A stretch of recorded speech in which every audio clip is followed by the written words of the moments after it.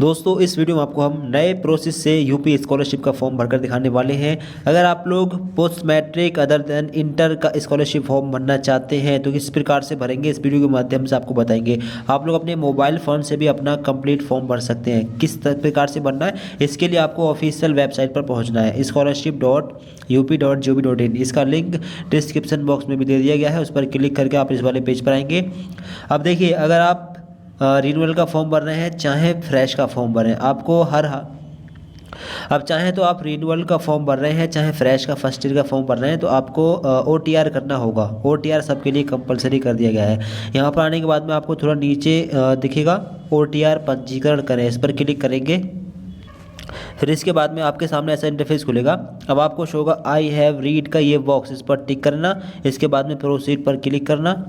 इसके बाद में आपके सामने 3 स्टेप्स आएंगे, मोबाइल वेरिफिकेशन, eKYC और फाइनल OTR। अब देखिए, पहला ऑप्शन है वर्ग जाति समूह। यहाँ पर आपको अपनी कैटेगरी सिलेक्ट करनी है। ये रहा हिंदू धर्म के OBC कैटेगरी के छात्रों के लिए, ये SC कैटेगरी, ये ST कैटेगरी, ये माइनॉरिटी जिसमें मुस्लिम, जैन, बौद्ध, सिख, पारसी सभी लोग आते हैं, ये वाला ऑप्शन सेलेक्ट करेंगे। और जनरल कैटेगरी लोग के स्टूडेंट्स ये वाला ऑप्शन सेलेक्ट करेंगे। ठीक है, अब इसके आगे है मोबाइल नंबर। अब अगर आपके मोबाइल नंबर से आपके किसी भाई बहन का एक OTR हो चुका है तो आप दूसरा मोबाइल नंबर यहाँ पर डाल दें। ठीक है, अगर कोई दिक्कत आगे आती है तो आप यही मोबाइल नंबर अपने आधार कार्ड से लिंक करा देना। ठीक है, तो यहाँ पर मोबाइल नंबर डाल दें, अपना कैप्चा यहाँ पर डालना है, जनरेट OTP वाले बटन पर क्लिक करें। फिर इसके बाद में OTP आप लोगों को यहाँ पर डालना है। अब एक चीज़ ध्यान रखिए, अगर OTP आपके फ़ोन नंबर पर नहीं जा रहा है तो कुछ देर बाद में ट्राई करना और रात के टाइम ट्राई करना और OTP यहाँ पर डालें। ठीक है, इसके आगे कैप्चा कोड यहाँ पर डालना। इसके बाद में वेरीफाई OTP वाले इस बटन पर आपको क्लिक कर देना है। ठीक, इसके बाद में मोबाइल वेरिफिकेशन कंप्लीट यहाँ पर हो जाएगा, राइट का साइन आ जाएगा। इसके बाद में है eKYC। अब आधार नंबर आपको यहाँ पर डालना है और जो कैप्चा आपके सामने है यहाँ पर डालना है। इसके बाद में सबमिट पर क्लिक करके इसको भी वेरीफाई करना है। तो जैसे आप लोग सबमिट पर क्लिक करेंगे आपके सामने आएगा मैं आधार संख्या वगैरह, इसको आप लोग पढ़ लेना। इसके बाद में ओके पर आप लोग क्लिक कर देना। ठीक, ओके पर क्लिक करने के बाद में अब यूपी स्कॉलरशिप से प्राप्त आधार का विवरण आपको शो होगा। ठीक है, ध्यान से इसको देखिएगा। आपको आपका फ़ोटो, नेम वगैरह और जेंडर वगैरह सब आपको इन्फॉर्मेशन, एड्रेस वगैरह शो हो रहा होगा। ठीक है, आपको देखिएगा वेरीफाई eKYC डिटेल। ठीक, इस पर आप लोग क्लिक कर देंगे वेरीफाई करने के लिए।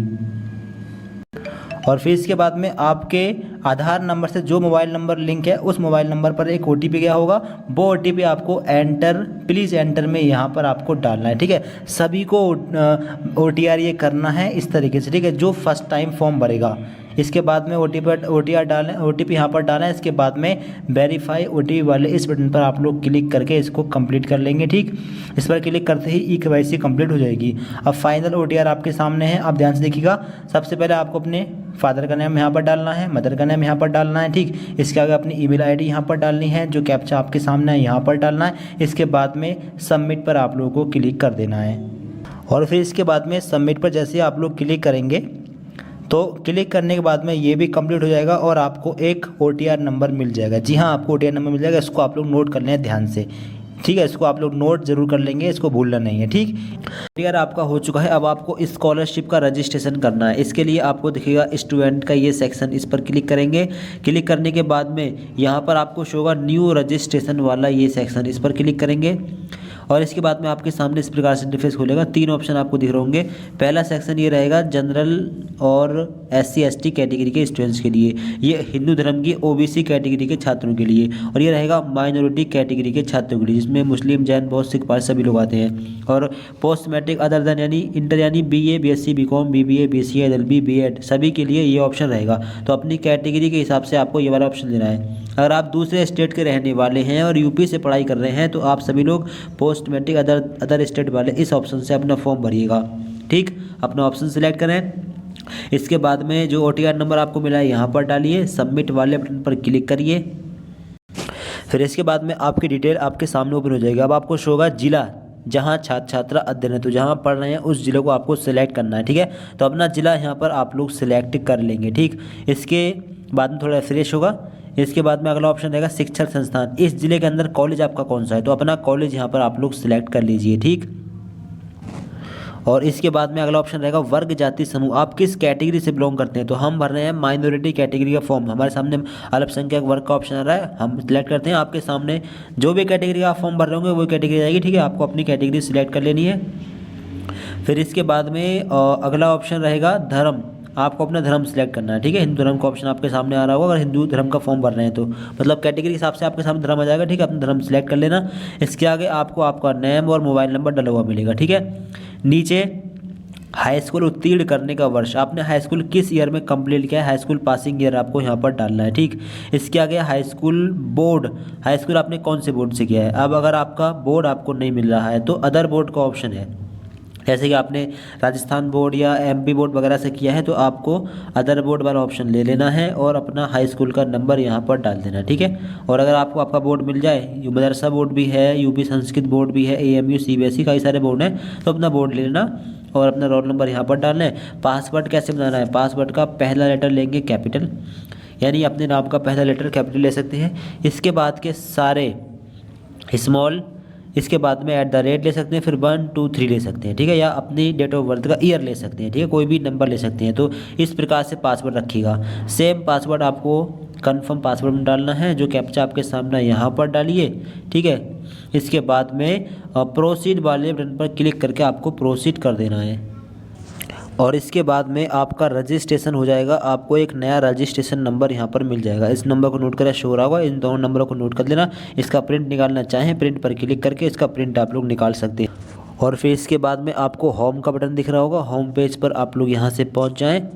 होम पेज पर पहुँच जाने के बाद में स्टूडेंट वाले सेक्शन में आपको दोबारा से क्लिक करना है। इस पर क्लिक करने के बाद में आपको शो होगा लॉगिन फ्रेश, इस पर आपको क्लिक करना है, ठीक। इस पर क्लिक करने के बाद में अब यहाँ पर आपको 3 ऑप्शन दिख रहे होंगे।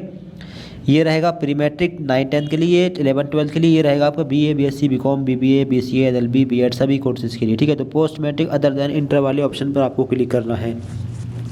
फिर इसके बाद में अपना रजिस्ट्रेशन नंबर यहाँ पर डालिए, OTR नंबर यहाँ पर डालिए और अपना जो पासवर्ड आपने बनाया है यहाँ पर डालिए, ठीक। इसके बाद में जो कैप्चा आपके सामने है यहाँ पर डालना है, फिर सबमिट पर आपको क्लिक करना है। अगर पासवर्ड या OTR भूल गए हो तो यहाँ से फॉरगेट कर सकते हैं, ठीक। फिर इसके बाद में आपका डैशबोर्ड आपके सामने ओपन हो जाएगा, ठीक है।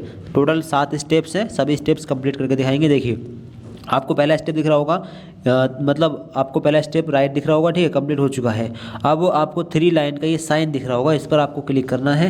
इसके बाद में ये 3 स्टेप कंप्लीट हो चुके हैं। डिजी लॉकर अगर कंप्लीट नहीं हो रहा है तो डिजी लॉकर पर अपनी ID बना लें, ठीक है। इसके बाद ये अपने आप कंप्लीट हो जाएगा। इसके बाद में आपको शो होगा छात्रवृत्ति हेतु आवेदन पत्र भरें, इस पर क्लिक करना है और यहीं से लगभग काफ़ी सारे स्टेप्स आपको कंप्लीट करने हैं। अब आपके कॉलेज के अकॉर्डिंग पाठ्यक्रम का प्रकार यहाँ पर जो है अपने आप सिलेक्ट होकर आ जाएगा, ठीक है। अगर सिलेक्ट होकर नहीं आता है तो स्ववित्त पोषित है आपका कॉलेज या फिर नियमित है, यहाँ पर डाल देना। आगे पाठ्यक्रम का नाम, अब कौन सा कोर्स आप लोग करना चाहते हैं, ये रहा BA BSc और ये रहा B.Ed bachelor of education course और ये रहा DLED कोर्स। DLED कोर्स के लिए आप डिप्लोमा इन एलिमेंट्री एजुकेशन ये वाला ऑप्शन ले सकते हैं।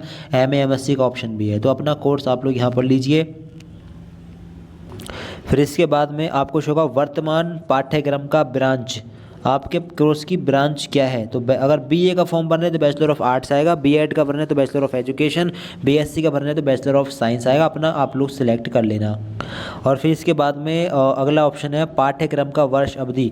तो यहाँ पर फर्स्ट ईयर का हम फॉर्म भर रहे हैं तो फर्स्ट ईयर सिलेक्ट, अगर आप सेकेंड ईयर में फ्रेश फॉर्म भर रहे हैं तो सेकेंड ईयर भी ले सकते हैं, थर्ड ईयर में फ्रेश फॉर्म भर रहे हैं थर्ड ईयर भी ले सकते हैं, ठीक है। अपना आप ले सकते हैं, ऐसा नहीं है कि नहीं भर पाएंगे फॉर्म। स्कॉलरशिप आने के चांस कम रहते हैं सेकेंड या थर्ड ईयर में, क्योंकि फर्स्ट ईयर में फ्रेश बनना होता है, सेकेंड ईयर में रिन्यूअल करना होता है और थर्ड ईयर में फिर से रिन्यूअल करना होता है फॉर्म, लेकिन भर सकते हैं, आ भी सकते हैं स्कॉलरशिप, ठीक है। पाठ्यक्रम की पात्रता, अब ग्रेजुएशन करने के लिए 12th होना चाहिए कंप्लीट और B.Ed करने के लिए स्नातक कंप्लीट होना चाहिए, MA MSc MCom करने के लिए भी स्नातक कंप्लीट होना चाहिए। तो हमारे कोर्स की पात्रता है इंटरमीडिएट। अगर आप B.Ed का फॉर्म भर रहे हैं तो इसके लिए ग्रेजुएशन है, DLED का फॉर्म भर रहे हैं तो उसके लिए भी ग्रेजुएशन है यानी स्नातक। वर्तमान पाठ्यक्रम के प्रथम वर्ष में प्रवेश की तिथि, यहाँ पर डेट डालनी है, अगर ये गलत हो जाती है तो बाद में इसको सही कर सकते हैं, ठीक है। कॉलेज में एक बार फॉर्म को चेक करा कर लाना है, वहाँ से जो डेट मिले वो डेट यहाँ पर डालनी है करेक्ट करके, तो अगर गलत हो जाती है तो सही भी कर सकते हैं, ठीक है। आगे है पाठ्यक्रम के वर्तमान सत्र में प्रवेश की तिथि, यहाँ पर डालनी है और बोर्ड बोर्ड का नाम आपको यहाँ पर डालना है। बोर्ड या यूनिवर्सिटी मतलब अपनी यूनिवर्सिटी का नाम आप यहाँ पर डाल सकते हैं। यहाँ पर 12th का नाम आया है तो 12th के लिए बोर्ड डालेंगे। अगर ग्रेजुएशन की बात चल रही हो तो यहाँ पर यूनिवर्सिटी का नाम डाल सकते हैं। तो 12th के बोर्ड का नाम यहाँ पर डालना है। आगे आवासीय देवा छात्र का ऑप्शन है। अगर आप हॉस्टल लेके पढ़ रहे हैं तो आपका ऑप्शन है आवासीय। अगर आप हॉस्टल नहीं लेके पढ़ रहे हैं तो देवा छात्र वाला ऑप्शन लीजिएगा। आगे हाई स्कूल और इंटर की इन्फॉर्मेशन डालनी है। हाई स्कूल का उत्तीर्ण वर्ष पासिंग ईयर क्या है, पासिंग ईयर यहाँ पर डालना है। आगे पूर्णांक यहाँ पर डालना है। प्राप्तांक मतलब पूर्णांक मतलब कितने नंबर का मैक्सिमम मार्क्स है यहाँ पर। प्राप्तांक कितने नंबर आपने प्राप्त किए हैं, ऑब्टेन्ड मार्क्स यहाँ पर। प्रतिशत यहाँ पर डालनी है। और बोर्ड का नाम कौन से बोर्ड से 10th किया है यहाँ पर डालना है। सेम तरीके से 12 की इन्फॉर्मेशन, 12 का पासिंग ईयर, 12 का maximum marks, marks top 10, percentage और बोर्ड का नाम, ये चीज़ यहाँ पर डालिए। जो कि अच्छा आपके सामने आए वो यहाँ पर डालिए। फिर मैं प्रमाणित करता हूँ इस पर क्लिक करिए। इसके बाद में सबमिट वाले बटन पर आपको क्लिक करना है। फिर इसके बाद में आपका ये स्टेप कंप्लीट हो जाएगा। अगला स्टेप रहेगा निजी का।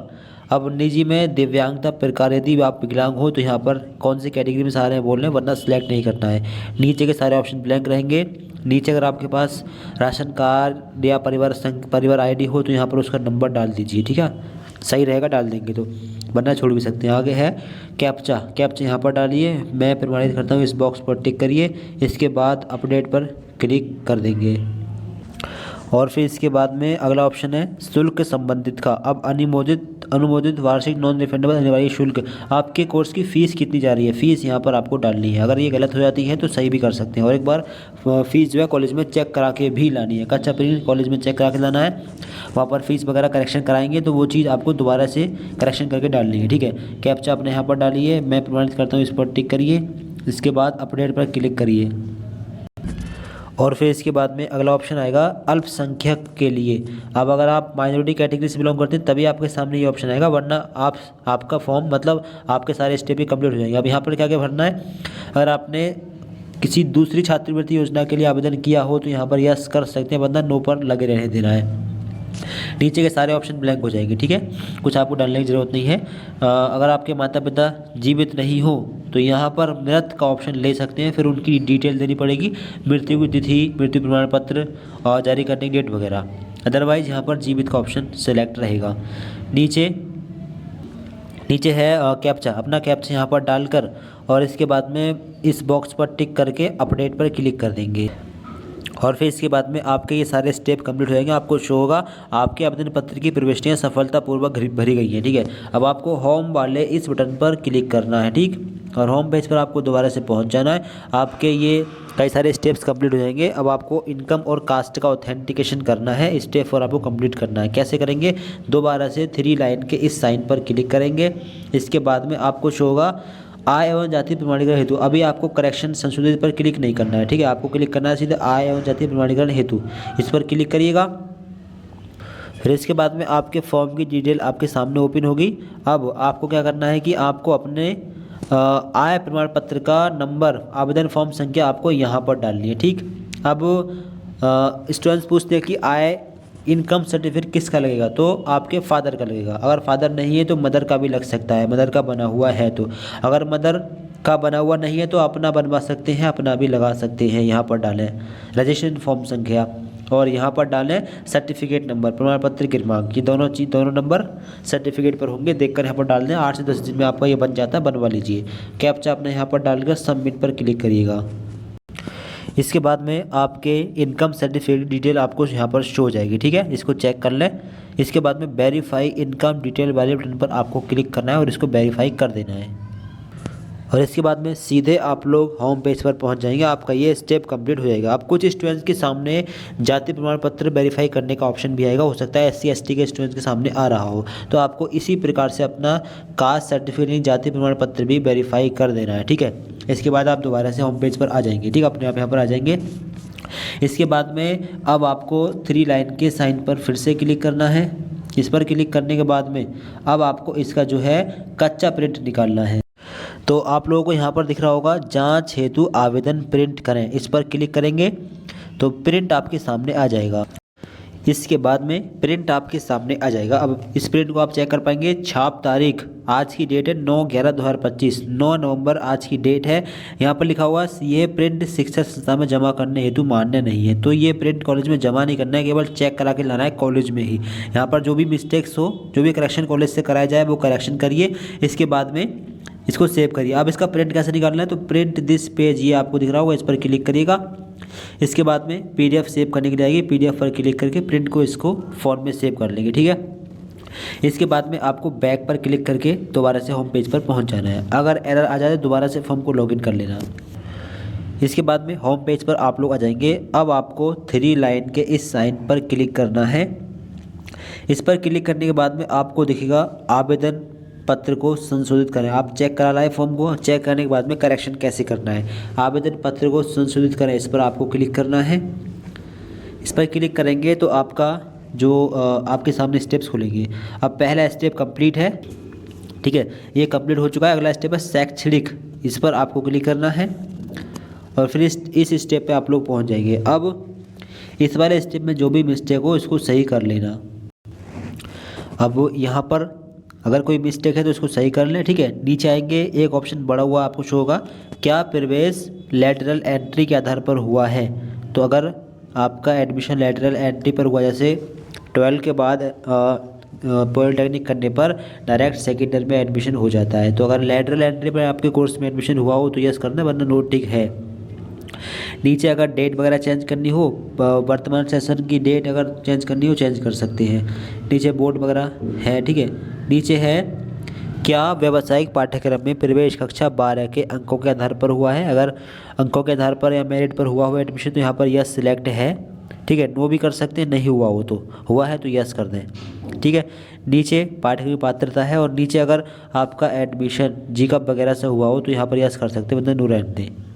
नीचे आएंगे, अगर यस करेंगे तो फिर काफ़ी सारे स्टेप्स हैं, यानी परीक्षा एग्ज़ाम कौन सा दिया था वो चुनेंगे, काउंसलिंग नंबर डालेंगे, एग्ज़ाम प्रवेश परीक्षा वर्ष डालेंगे, रैंक डालेंगे और कट ऑफ डालेंगे, ठीक है। ये चीज़ डालेंगे। अगर मार्क्स में कोई मिस्टेक हो इसको सही कर लें। इसके बाद कैप्चा यहाँ पर डालकर इस बॉक्स पर टिक करके सबमिट पर क्लिक करके सेव कर देंगे। इसके बाद में अगले स्टेप पर आप लोग पहुँच जाएंगे। अगले स्टेप में अगर यहाँ पर कोई मिस्टेक हो तो इसको सही कर सकते हैं, ठीक है।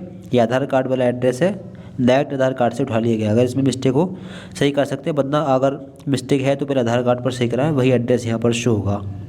नीचे राशन कार्ड संख्या डालना चाहे डाल सकते हैं, बाकी ऑप्शन ओपन है, ठीक है।